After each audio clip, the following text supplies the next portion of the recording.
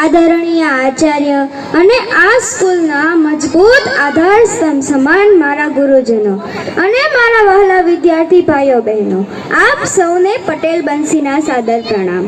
હું ધોરણ 7માં અભ્યાસ કરું છું. આજના અવસરે હું થોડુંક દીકરી વિશે કહીશ, તો તમે શાંતિપૂર્વક સાંભળશો એવી હું આશા કરું છું.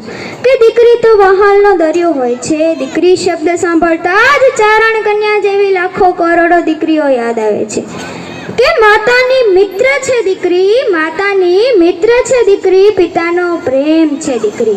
માતાની મિત્ર છે દીકરી, પિતાનો પ્રેમ છે દીકરી, દાદા દાદીની લાડકી છે દીકરી, પ્રેમનો પ્રવાહ છે દીકરી અને પવિત્રતાની પ્રતિમા છે દીકરી. કે દીકરી જ્યારે ઘરમાં જન્મે છે ને ત્યારે બધા કહે છે કે મારા ઘરે લક્ષ્મી પધાર્યા છે, કે લક્ષ્મીનો અવતાર છે. ધીરે ધીરે મોટી થાય છે, પરણે છે અને સાસરે જાય છે ને ત્યારે ભોજન બનાવે ને બધાને જમાડે ને ત્યારે બધા વખાણ કરતા કહે છે કે આ તો સાક્ષાત અન્નપૂર્ણા દેવી છે. અન્નપૂર્ણા કહું ને કે કુટુંબનો કિલકાર છે દીકરી, મર્યાદાની મૂર્ત છે દીકરી, સંસ્કારની સુરત છે દીકરી. કે મર્યાદાની મૂર્ત છે દીકરી, સંસ્કારની સુરત છે દીકરી, પુણ્યનો પ્રભાવ છે દીકરી, કળિયુગમાં સતયુગ છે દીકરી અને આવતી પેઢીની માં છે દીકરી. કે દીકરી જન્મે ને તો મોઢું ના બગાડતા સાહેબ, કારણ કે મને અને તમને જન્મ દેનાર એક દીકરી જ હતી.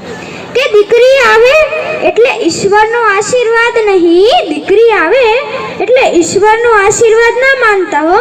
દીકરી આવે ને એટલે તો ઈશ્વર આશીર્વાદમાં મળેલ ઈશ્વર છે, કે આશીર્વાદમાં મળેલ ઈશ્વર છે. કે દીકરો પોતાની મૃત્યુ પછી માતા પિતાને સ્વર્ગ આપે છે. કે દીકરો તો પોતાની મૃત્યુ પછી માતા પિતાને સ્વર્ગ આપે છે, જ્યારે તો દીકરી તો જીવતા જ માતા પિતાને સ્વર્ગનો અનુભવ કરાવી દે છે. કે તે તો જીવતા જ માતા પિતાને સ્વર્ગનો અનુભવ કરાવી દે છે. જ્યારે દીકરી નાની હોય, કે જ્યારે દીકરી નાની હોય છે ત્યારે આંગળી પકડીને ચાલતા શીખવાડનાર પિતાને તેની વિદાય વખતે હાથ છોડવો પડે છે. એટલે તો કહે છે કે પિતાના કાળજાનો કટકો એટલે દીકરી. કોણ કહે છે દીકરી પારકી થાપણ? કે કોણ કહે છે દીકરી પારકી થાપણ? કહું ને તો એ તો છે સમગ્ર પરિવારનું ઢાંકણ. પ્રભુએ દીકરીઓને આપ્યું છે એવું ડહાપણ, કે પ્રભુએ દીકરીઓને આપ્યું છે એવું ડહાપણ, તેથી જ તેમની વિદાય વખતે ભીંજાય છે પાપણ, ભીંજાય છે પાપણ. કે ઘોડિયામાં ઝૂલતી દીકરી હિંચકા હિંડોળા ખાવા લાગી. કે ઘોડિયામાં ઝૂલતી દીકરી હિંચકા હિંડોળા ખાવા લાગી. ધીરે ધીરે આંગળું નાનું પડતું ગયું અને એક દિવસ પંખીની જેમ માળો મૂકીને ઉડી ગઈ. કે કહું ને તો દીકરી જાણતી હોય છે કે લગ્નની કંકોત્રીમાં લખાયેલ પોતાના પિતાનું નામ કદાચ છેલ્લી જ વાર પોતાની ઓળખ બતાવી રહ્યો હશે. પછી તો તેના નામની પાછળ અને આખી જિંદગી જ બદલી જવાની છે. દીકરી એટલે દીકરી હો, તેની માટે ગમે એટલી ઉંમરે ઓછી જ પડે.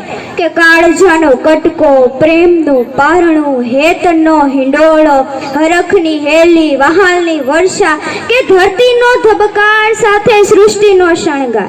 અંતમાં હું એટલું જ કહેવા માંગુ છું કે મને મારા પિતાનું એક સ્ટેટસ બહુ જ ગમ્યું, કે મારી દીકરી મારું અભિમાન, મારું ગર્વ. આટલું કહ્યું મારી વાણીને વિરામ આપીશ. જય હિન્દ, જય ભારત, જય જય ગરવી ગુજરાત.